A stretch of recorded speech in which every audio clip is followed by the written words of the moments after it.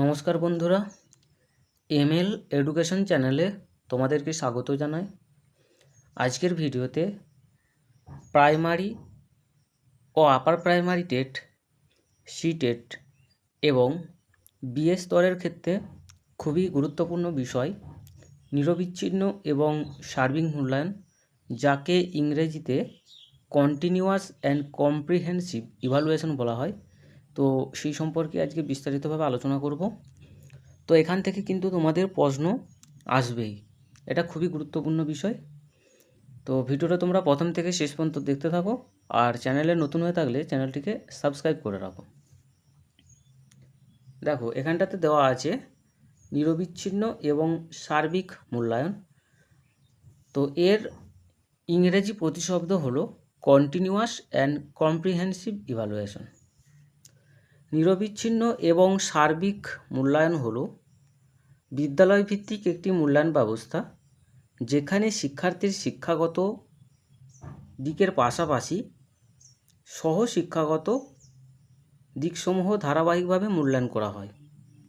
জাতীয় শিক্ষানীতি 1986 বা ন্যাশনাল পলিসি অফ এডুকেশন 1986-তে নিরবিচ্ছিন্ন সার্বিক মূল্যায়নের উপর পর্যাপ্ত গুরুত্ব প্রদান করা হয়েছিল।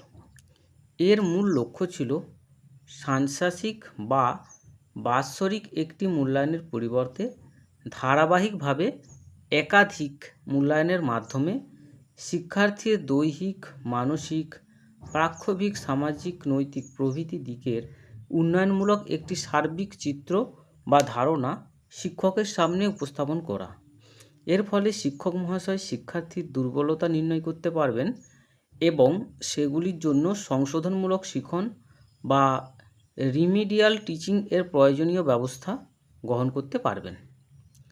তো এটা গেল নিরবিচ্ছিন্ন এবং সার্বিক মূল্যায়নের ধারণা। এরপর নিরবিচ্ছিন্ন এবং সার্বিক মূল্যায়নের যেসব গুরুত্ব আছে সেগুলো একে একে আলোচনা করছি। তো 1 নম্বরে আছে কার্যকরী শিক্ষণ পরিকল্পনা গ্রহণে শিক্ষককে সাহায্য করে। 2, এক শিক্ষার্থীর বিষয়মূলক এবং বিষয় সহযোগী ক্ষেত্রগুলি সার্বিক অগ্রগতির অবিরাম তথ্য যোগান দেয়। 3, শিক্ষার্থীর নির্দিষ্ট কোনো ক্ষেত্রে শিখন সক্ষমতা দুর্বলতার চিত্র শিক্ষকের কাছে স্পষ্ট করে তুলে ধরে। এতে শিক্ষক বুঝতে পারেন কোনো নির্দিষ্ট ইউনিট শিক্ষার্থীর বোধগম্য হলো কিনা, অথবা নির্দিষ্ট কিছু সংখ্যক শিক্ষার্থীর কোনো ক্ষেত্রে প্রতিকারমূলক শিক্ষণের দরকার আছে কিনা। 4 নম্বর পয়েন্ট, শিক্ষার্থীও তার শিখন অগ্রগতি বা দুর্বলতার জায়গাগুলি চিহ্নিত করতে পারে। এতে স্বয়ংপাঠ, স্বমূল্যায়ন, আত্মপ্রেরণার সঞ্চার হয় শিক্ষার্থীর মধ্যে। তার নিয়মিত পাঠের অভ্যাস গড়ে ওঠে, ভুলভ্রান্তি কমে এবং কাঙ্ক্ষিত লক্ষ্যে এগিয়ে এটা যেতে হবে লেখা হয়নি, এগিয়ে যেতে সহজ হয়। 5, শিক্ষার্থীর প্রবণতা, আগ্রহ ও সামর্থ্যের ক্ষেত্রগুলি চিহ্নিত করা যায়, যা পরবর্তীকালে শিক্ষা ও বৃত্তিমূলক নির্দেশনায় কাজে লাগে। 6, বিষয়গত এবং বিষয় সহযোগী ক্ষেত্রগুলিতে শিক্ষার্থীর সবলতা দুর্বলতার স্পষ্ট ধারণা দেয় সার্বিক নিরবিচ্ছিন্ন মূল্যায়ন। এর ফলে ভবিষ্যতে বিশেষ কোনো ক্ষেত্রে তার সর্বাধিক সাফল্য আসতে পারে, এ ব্যাপারে আগাম সিদ্ধান্ত নেওয়া যায়। 7 নম্বর পয়েন্ট, যেহেতু এই প্রকার মূল্যায়নে শিক্ষার্থীর পাঠ্যক্রম এবং সহপাঠক্রমিক ক্ষেত্রের উপর গুরুত্ব আরোপ করা হয়, তাই লিখিত পরীক্ষার পাশাপাশি ব্যবহারিক পরীক্ষা, অ্যাসাইনমেন্ট, প্রজেক্ট, আভ্যন্তরীণ প্রতিযোগিতা প্রভৃতির আয়োজন করা হয়ে থাকে।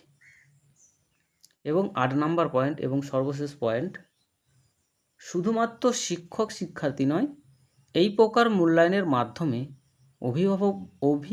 অভিভাবকগণও সচেতন হতে পারেন এবং শিক্ষার্থীর শিখনে প্রয়োজনীয় উৎসাহ প্রদান এবং সহযোগিতা করতে পারেন। তো এই ছিল নিরবিচ্ছিন্ন এবং সার্বিক মূল্যায়ন অর্থাৎ কন্টিনিউয়াস অ্যান্ড কম্প্রিহেনসিভ ইভ্যালুয়েশন থেকে গুরুত্বপূর্ণ ধারণা এবং এর গুরুত্ব। তো এখানেতেই ভিডিও শেষ করছি, পরের এপিসোডে আবার দেখা হবে। ভিডিওর মধ্যে ভুল হয়ে থাকলে তোমরা কমেন্ট করে অবশ্যই জানিয়ে দেবে।